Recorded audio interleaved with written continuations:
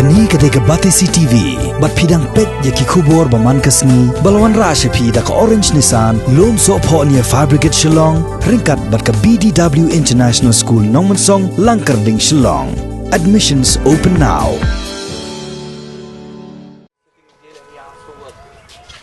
Menteri Rangba Kejelau Conrad ke Sangma haka arfusal tarik ukalalengkot arajar arpo ula Plie pajba ya ke Shillong Heritage Walk kum shibentaban peni pertai ya ki jingja haki snem ki balalekno hakane ganong ba Shillong ya gane ke Shillong Heritage Walk on sa ailat ya ki pajba bari ya ki nongwan jungo kai pertai nado katayau bansawan bagin sakhi hi daladi ya ki durgi dar balashon haki menor balalekno menbagi pareng gila tei ya ki yengsa ki jaka shongkai pengat bat kiwe menbagi dang sensyar ya kini ki rilom kasi bat ya kari India barak koi kini ki jaka ki kentup ya ka Earl Sanatorium ka Khandai Lat ka Meghalaya Legislative Assembly ka Bahamo Samaj ka Presbyterian Church ka Legislative Council Building ka Shillong Club ka Secretariat Hills ka Centenary Monument ka PWD Quarters ka All Saints Church ka Raj Bhavan, ka Pinewood Hotel, bat ka Wards Lake. Nakaliang jong Menteri Rangba ula ay kublay kerpang ya katanat Forest Department,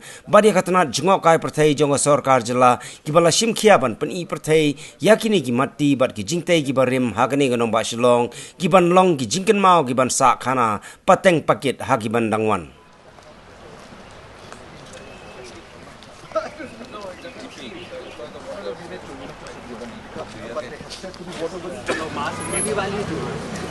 Right, that is just not available.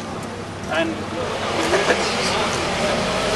this place here was initially one of the first private residences in Shillong. it was owned by Colonel Henry Stewart. Now the reason why we had to do it here is for security issues. It's very difficult to actually put up anything in the front. So what happened was, when we had to change this, I think it's come out a bit. So District Commissioner Colonel Henry Vival's Chateau Bavar. It was always a chateau first. It was one of the biggest houses in Shillong, and Colonel Vival constructed it in the winters of 1866, and he was very proud of it. It was on 11 acres of land and everything that he needed.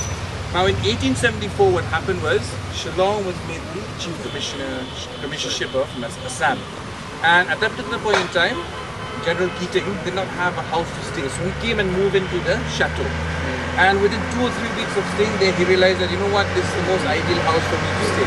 So he literally, nice terms, chased Viva around his own house. So he was paid 26,000 rupees at that particular point in time.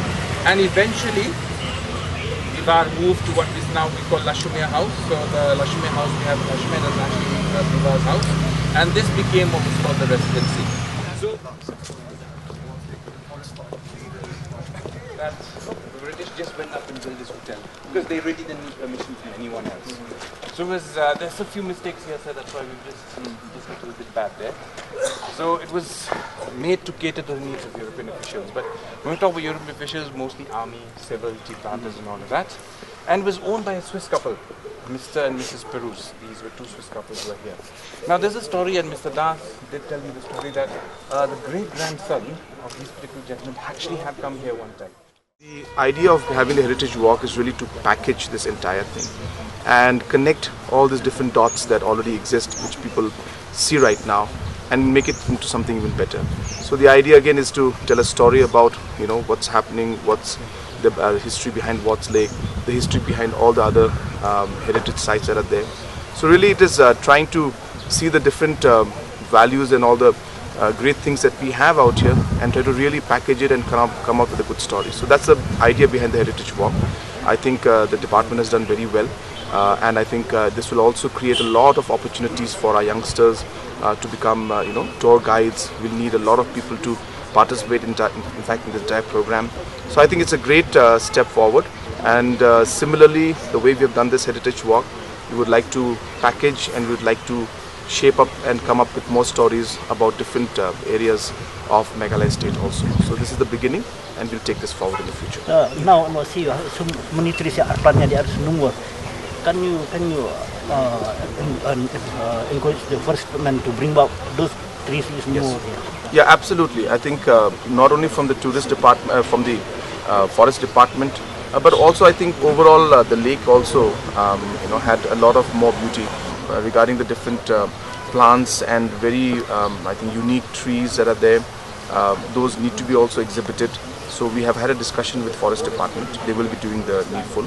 And at the same time, we've also had discussion with Forest Department on how to revive and rejuvenate and make this whole place even better than what it is right now, and enhance the entire overall experience for all the tourists. We will look at all the possibilities to reviving all the aspects of Watts Lake. As I said, there's a very, very long history behind it, and I think some places, some areas have, I guess, not have been. The attention has not been given the way it should have been. So I think you're correct. We will definitely look into all the aspects, and we'll try to revive all those aspects wherever it's possible of Watts Lake, so that we can really enhance the experience instead of the tourism.